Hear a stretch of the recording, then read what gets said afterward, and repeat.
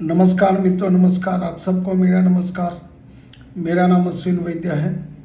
आज मैं आपको एक दो अच्छी बातें सुनाने जा रहा हूँ।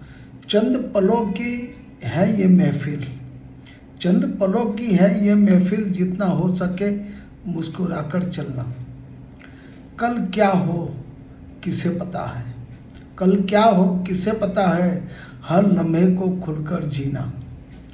गम भी मिलेंगे, खुशी भी आएगी, गम भी मिलेंगे, खुशी भी आएगी, हर रंग को अपना कर चलना।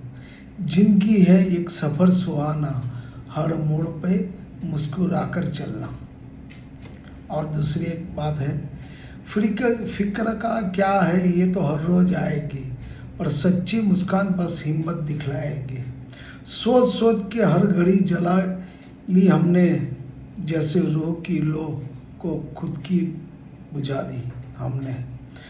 ना आने वाले कल को रोक सकते हैं, ना बीते हुए पल को टोक सकते हैं, तो फिर क्यों चिंता की जंजीर पहने, तो फिर क्यों चिंता की जंजीरें पहन के चलो आज़ाद होकर कुछ पल के लिए जी ले। Thank you, thank you, thank you.